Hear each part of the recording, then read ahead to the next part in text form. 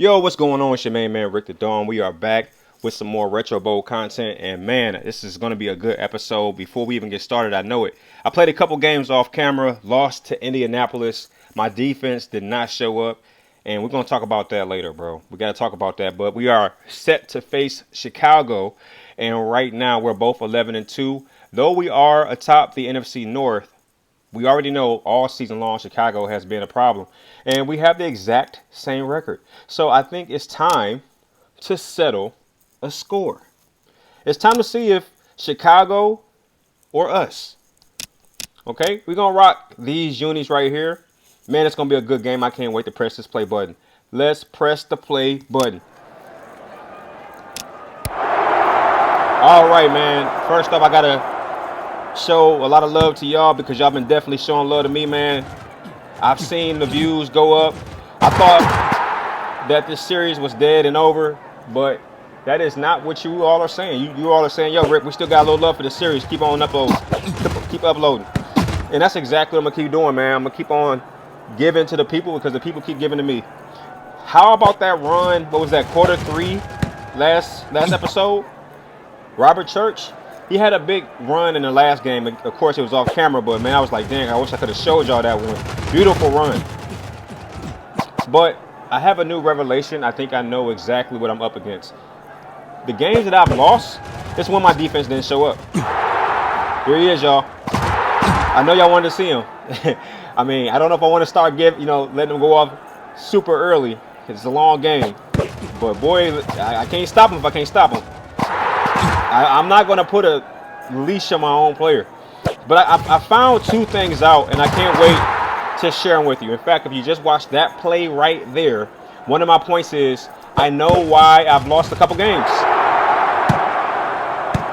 Okay, so I've kind of dissected why I lose. And I officially have an answer. And that was a terrible sequence right there.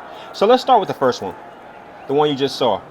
Somewhere, somehow, at some point, maybe I was on vacation, maybe I was asleep, I don't know what happened, but Retro Bowl made the goal line stance of the AI defense impossible. At some point, they updated the game so that it is difficult to score from the goal line, and I did not know that. Now, I could completely be telling you a lie right now, but I'm telling you what I know, man. I play this game so much. I know just about everything about the game on a subconscious level. And when I get to the goal line, I'm noticing that it is extremely difficult for my team to get in. So I'm starting to come to the conclusion that they've enhanced the AI, or at least the goal line defense, considerably. I don't know if you've had those same experiences, but I am willing to say that Retro Bowl has changed some things very sneakily, and that is goal line defense. So when you get to the goal line, you should expect a stronger challenge than you've had in the past. And that is what I think is a main contributor to why I've lost a couple games this season that I would normally not lose. Okay? The second revelation is that my defense is streaky. Sometimes they are lights out, absolutely destroy the other team's offense. And then there's sometimes they don't show up at all. In the games that I've lost, they didn't show up at all. So having those two things fully understood, I don't anticipate I'm going to lose a lot moving forward. I don't anticipate.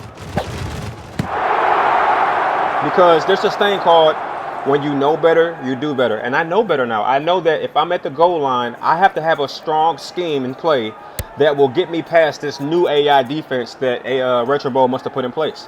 And I also know that if my defense is showing signs early that it won't show up, I am probably screwed. And at the very least, I got to score every play, or rather every sequence, so every drive. And I also need to be very, very aware about the decisions I make on the defensive side. Or even with my special team, should I go for 2? Should I, I got to make very different decisions as it relates to time clock management. When my defense doesn't show up, I have to make sure I'm aware that they're not showing up before it's too late. Okay, so Right now, we're moving the ball a little too fast, and it is about time to bring you-know-who into the mix. I'm learning also, and it's crazy I'm still learning this game after maybe 2 years of just daily gameplay, which is sad as a 38-year-old man. But I'm learning after about 2 years of just consistent gameplay that the run game is really for one reason, or you only need the run game for one reason, and that is clock management. That's it. You know, outside of trying to manage the clock, you really don't need to run the ball. And that sounds really bad. I'm aware of that, because you definitely want to run the ball. I mean, that's just common sense. But I'm going to dive. You know what I don't like about what I'm doing right now is that I have to, like, hold my own player back because he's so good. I'm going to hold him back because I need that clock to get below 30. And I'm not sure it's going to happen, but... crap. I was trying to dive just short of the touchdown, because what I don't want to happen is for them to score right here. Yeah, and most likely that's exactly what they're going to do. I don't see a scenario where they don't score. I feel like they're going to be able to take advantage of that mistake. Oh my gosh, I got through that. Wow. That was beautiful. Beautiful execution in that case, you know. But yes, so those are my revelations, and I think knowing those things now, I'm going to have a much different experience with this game. And if you look at how this game is going, I think it's safe to say that my defense is going to arrive. They're going to show up. And as a result, I'm going to win the game pretty handily. It's probably not likely I'm going to lose this game. And I'm going to tell you exactly why. It's because I have my defense. My defense has shown up. When my defense shows up, I'm going to win. If my defense doesn't show up, I have to actually dig into my bag and play like I know how to play.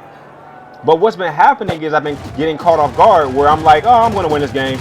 Then my defense doesn't show up at all, and it's like, oh crap, it's too late now. Now I got to play serious, and it's too late to play. It's kind of too late now. The same thing happened to Gervonta Tank Davis yesterday. If you watch that fight, he's so used to winning that when Roach, like, you know, when he was getting down with Roach, he was just kind of just lackadaisical, taking a couple rounds off, and before he knew it, he was in a fight for his life in like round 7. And then he's trying to play seriously. He's trying to fight seriously. But guess what? It's too late. Now Roach is even considered the winner by many people. So that's exactly what happens, or what was happening initially.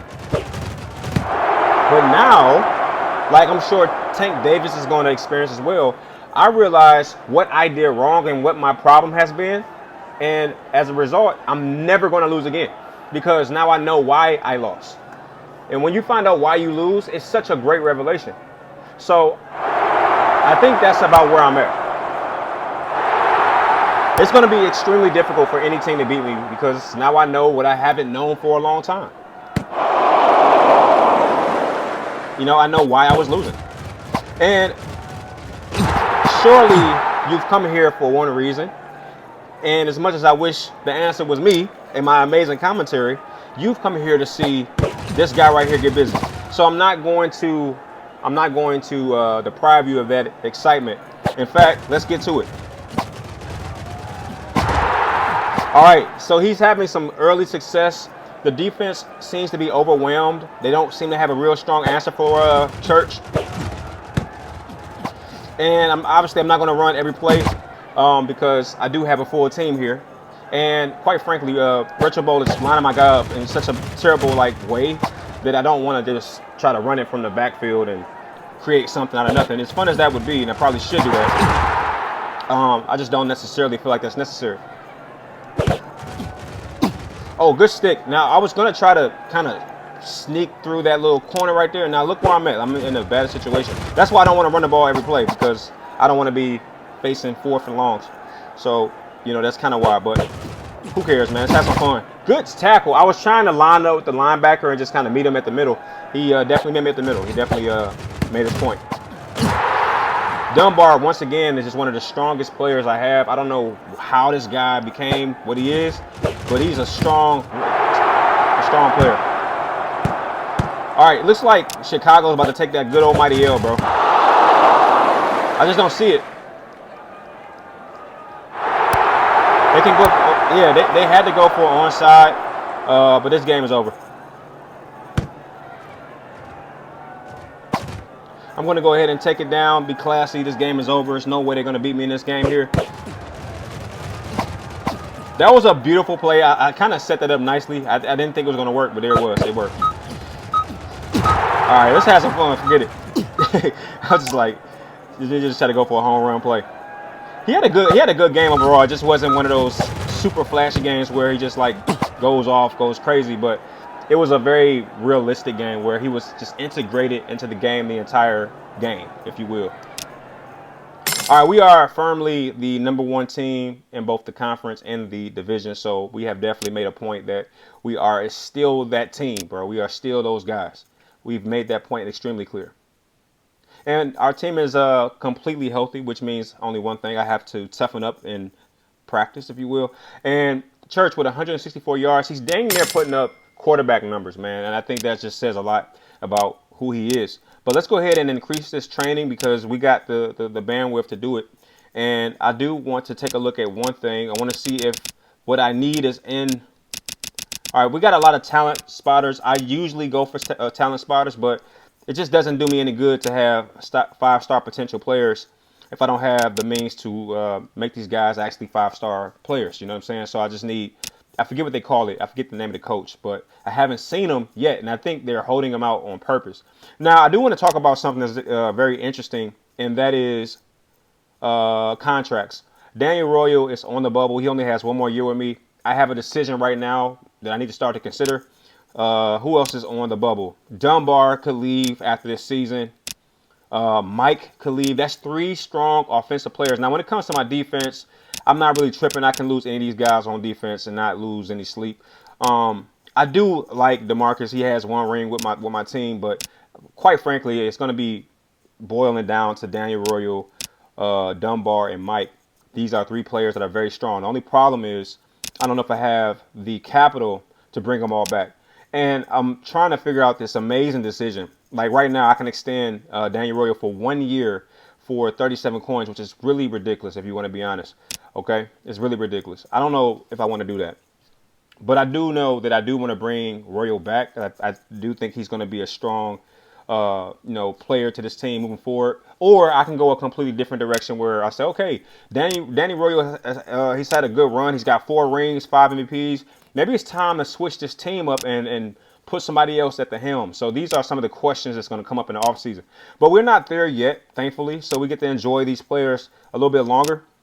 All right, and as you see, we're definitely looking real strong. Looks like we've kind of made a firm stance against Chicago. I don't think they have any chance with capsizing us. And speaking of which, there's really no one that's even close to capsizing us for the division. So I'm no longer concerned about that. I think we firmly have that bye week locked in.